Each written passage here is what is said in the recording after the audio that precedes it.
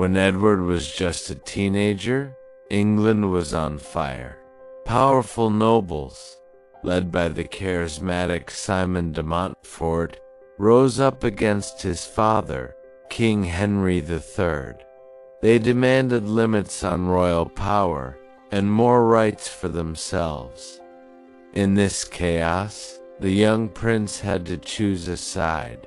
At first, he actually flirted with the rebels, learning their tactics and understanding their complaints. But when de Montfort seized control of the kingdom, Edward chose loyalty. Civil war exploded across the land. In 1264, after the Battle of Lewes, Edward was captured.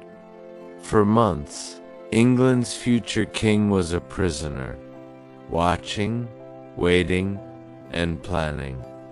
Then, he escaped. On a fast horse, he rode for his life, rallied loyal forces, and returned like a storm. At the Battle of Evesham in 1265, Edward's army crushed the rebellion. Simon de Montfort was killed, his body brutally mutilated on the battlefield. The war was over, and Edward had learned a hard lesson. Mercy leads to chaos. A ruler must be feared. But before he could wear the crown, he sought glory overseas. He joined the Ninth Crusade, traveling to the Holy Land to fight. The crusade itself was a military failure, but Edward proved his courage. While in the city of Acre, an assassin attacked him with a poisoned dagger. The blade struck his arm, and a deadly infection spread. Many thought the prince would die. Legend says his devoted wife, Eleanor of Castile, saved his life by sucking the poison from the wound. Whether that's true or not, Edward survived. The near-death experience hardened him. He believed God had spared him for a purpose. In 1272, while Edward was still away, his father died. He was now King Edward I of England. When he returned and was crowned in 1274, everyone knew things would be different. Edward believed in law, order, and absolute royal authority. He reformed the legal system, crushed corruption, and demanded total obedience. His philosophy was simple. A king who is not feared is already defeated.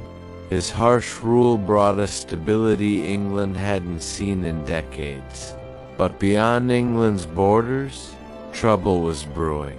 To the west lay Wales, a land of mountains and fierce independence. Its ruler, Llewellyn ap Griffith, refused to submit to English authority. Edward would not tolerate defiance. In 1277, he invaded Wales with an overwhelming army. He built massive castles like Conwy and Carnarvon stone fortresses designed not just for defense, but for total domination. In 1282, Llewellyn was killed in a skirmish. His brother David was captured and publicly executed in the most brutal way imaginable, hanged, drawn, and quartered for treason. Wales was broken. In a final, calculated insult, Edward made his own infant son the new Prince of Wales. The message was clear. Wales belonged to England. Next, his eyes turned north to Scotland. After the Scottish king died without a clear heir, the Scottish nobles asked Edward to decide who should rule. He agreed, but on one condition: they had to accept him as their overlord. Reluctantly, they did. Edward chose a man named John Balliol to be king, but treated him like a puppet. When Balliol finally resisted, Edward's response was swift and merciless. In 1296, he invaded Scotland. The city of Berwick was sacked, and thousands were slaughtered.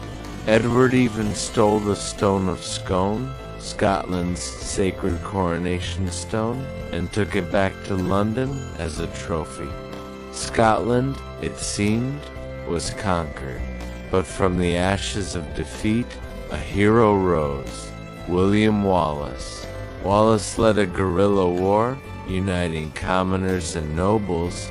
In 1297, at the Battle of Stirling Bridge, his forces won a stunning victory against the English. Edward was enraged. He personally led a massive army north. At the Battle of Falkirk, English longbows destroyed the Scottish army. Wallace escaped, but the rebellion was crushed. For years, Edward hunted him. Finally, in 1305, Wallace was betrayed, captured, and taken to London, where he was executed with the same brutality shown to the Welsh prince. Edward believed Scotland was finally his. He was wrong. Another Scottish leader emerged, Robert the Bruce, in 1306. He crowned himself King of Scots, in open defiance of Edward. The old king, sick and aging but with a will of iron, prepared for one last war. He marched north to crush this final rebellion, but his body failed him before his will did. On July 7, 1307, Edward I died near the Scottish border. His final wish was chilling: "Carry my bones before the army until Scotland is conquered." His son, Edward II, ignored the command. The Iron King was gone. Thanks for watching. If you want to learn more about the giants of history, make sure to like and subscribe for more stories.